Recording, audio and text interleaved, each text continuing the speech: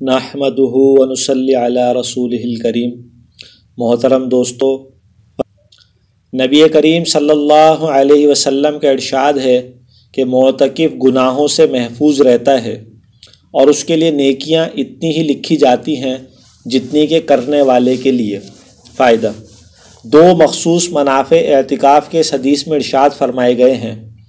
ایک یہ کہ اعتکاف کی وجہ سے گناہوں سے حفاظت ہو جاتی ہے، ورنہ بسا اوقات کوتاہی اور لغزش سے کچھ اسباب ایسے پیدا ہو جاتے ہیں کہ اس میں آدمی گناہ میں مبتلا ہو ہی جاتا ہے، اور ایسے متبرک وقت میں معصیت کا ہو جانا کس قدر ظلم عظیم ہے۔ اعتکاف کی وجہ سے ان سے امن اور حفاظت رہتی ہے۔ دوسرے یہ کہ بہت سے نیک اعمال جیسا کہ جنازے کی شرکت، مریض کی عیادت وغیرہ ایسے امور ہیں کہ اعتکاف میں بیٹھ جانے کی وجہ سے معتکف ان کو نہیں کر سکتا۔ اس لیے اعتکاف کی وجہ سے جن عبادتوں سے رکا رہا ان کا اجر بغیر کیے بھی ملتا رہے گا۔ اللہ اکبر! کس قدر رحمت اور فیاضی ہے کہ ایک عبادت آدمی کرے اور 10 عبادتوں کا ثواب مل جائے۔ در حقیقت اللہ کی رحمت بہانہ ڈھونڈتی ہے اور تھوڑی سی توجہ اور مانگ سے دھواں دار برستی ہے، مگر ہم لوگوں کو سرے سے اس کی قدر ہی نہیں، ضرورت ہی نہیں۔ توجہ کون کرے اور کیوں کرے کہ دین کی وقت ہمارے قلوب میں نہیں۔ اس کے الطاف تو ہیں عام شہیدی سب پر، تجھ سے کیا ضد تھی اگر تو کسی قابل ہوتا۔ حدیث نمبر 3۔ حضرت ابن عباس رضی اللہ عنہ ایک مرتبہ مسجد نبوی علیہ السلام میں معتکف تھے۔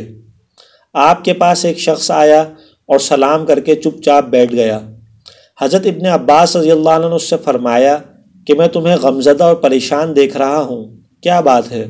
اس نے کہا، اے رسول اللہ کے چچا کے بیٹے، میں بے شک پریشان ہوں کہ فلاں کا مجھ پر حق ہے، اور نبی کریم صلی اللہ علیہ وسلم کی قبر اطہر کی طرف اشارہ کر کے کہا کہ اس قبر والے کی عزت کی قسم میں اس حق کے ادا کرنے پر قادر نہیں۔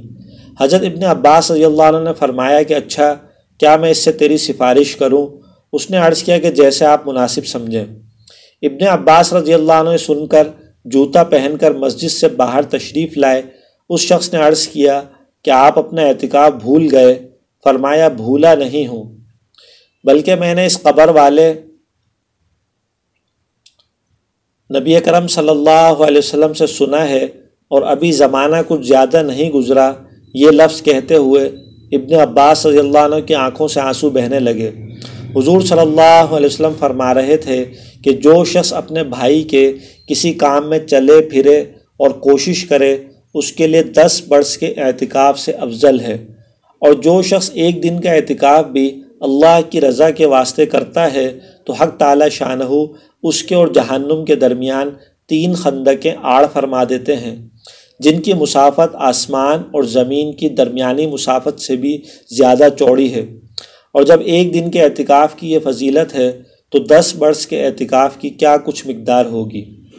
فائدہ: اس حدیث سے 2 مضمون معلوم ہوئے۔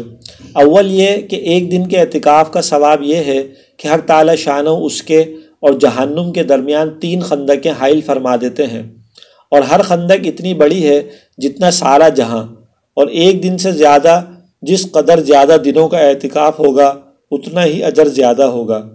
علامہ شعرانی رحمۃ اللہ علیہ نے کشف النما میں نبی کریم صلی اللہ علیہ وسلم کا ارشاد نقل کیا ہے کہ جو شخص عشرہ رمضان کا اعتکاف کرے، اس کو 2 حج اور 2 عمروں کا اجر ہے، اور جو شخص مسجد جماعت میں مغرب سے عشاء کا اعتکاف کرے کہ نماز قرآن کے علاوہ کسی سے بات نہ کرے، حق تعالی شانہ اس کے لیے جنت میں ایک محل بناتے ہیں۔ دوسرا مضمون جو اس سے بھی زیادہ اہم ہے کہ مسلمان کی حاجت روائی ہے کہ 10 برس کے اعتکاف سے افضل ارشاد فرمایا ہے۔ اسی وجہ سے ابن عباس رضی اللہ عنہ نے اپنے اعتکاف کی پرواہ نہیں فرمائی کہ اس کی تلافی پھر بھی ہو سکتی ہے اور اس کی قضا ممکن ہے۔ اسی وجہ سے صوفیہ کا مقولہ ہے کہ اللہ جل شانہ کے ہاں ٹوٹے ہوئے دل کی جتنی قدر ہے اتنی کسی چیز کی نہیں۔ یہی وجہ ہے کہ مظلوم کی بدعا سے احادیث میں بہت ڈرایا گیا ہے۔ حضور صلی اللہ علیہ وسلم جب کسی شخص کو حاکم بنا کر بھیجتے تھے تو اور نصائح کے ساتھ یہ بھی ارشاد فرماتے تھے کہ مظلوم کی بدعا سے بچیو۔ اس جگہ ایک مسئلے کا خیال رکھنا ضروری ہے کہ کسی مسلمان کی حاجت روائی کے لیے بھی مسجد سے نکلنے سے اعتکاف ٹوٹ جاتا ہے، اور اگر اعتکاف واجب ہو تو اس کی قضا واجب ہوتی ہے۔ نبی کریم صلی اللہ علیہ وسلم ضرورت بشری کے علاوہ کسی ضرورت سے بھی مسجد سے باہر تشریف نہیں لاتے تھے۔ حضرت ابن عباس رضی اللہ عنہ کو یہ ایثار کہ دوسرے کی وجہ سے اپنا اعتکاف توڑ دیا، ایسے ہی لوگوں کے مناسب ہے کہ دوسروں کی خاطر خود پیاسے تڑپ تڑپ کر مر جائیں، مگر پانی کا آخری قطرہ اس لیے نہ پئیں کہ دوسرا زخمی جو پاس لیٹا ہوا ہے وہ اپنے سے مقدم ہے۔ یہ بھی ممکن ہے کہ حضرت ابن عباس رضی اللہ عنہ کا یہ اعتکاف نفلی اعتکاف ہو، اس صورت میں کوئی اشکال نہیں۔